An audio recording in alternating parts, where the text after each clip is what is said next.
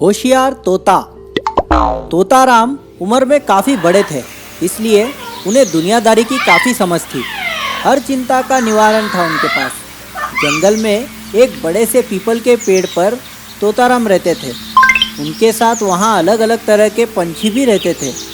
तोताराम उन सबको हमेशा ज्ञान की बातें सुनाते, पर वे सारे काफ़ी आलसी थे।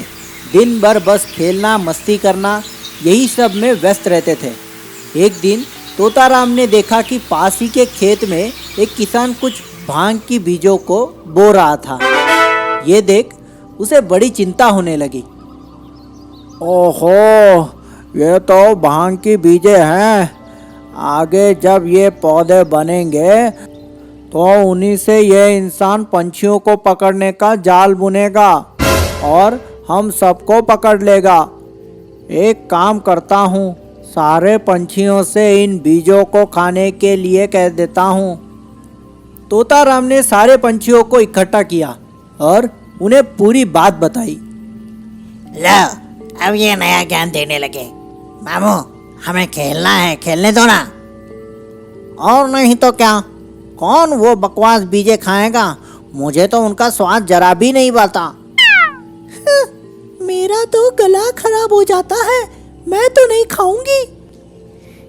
चलो चलो, इन सब बातों में कुछ नहीं रखा। हम आज कोई नया खेल खेलते हैं। चलो यहाँ से। ओह, आलसी और नासमझ कहीं के। आगे चलकर जब मुसीबत में फंस जाएंगे तब मुझे मत कहना। सारे पंछी तोताराम की बातों को अनसुना कर वहां से चले गए।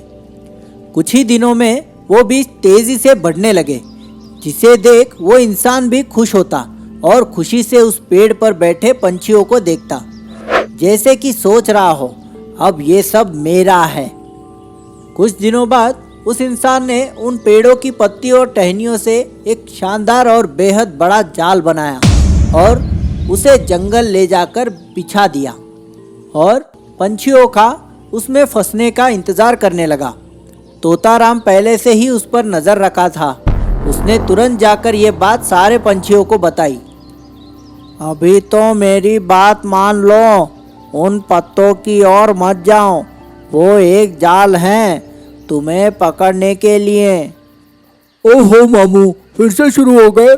और हमने तो कभी नहीं सुना कि पंछी पत्तों में भी फंस सकते हैं।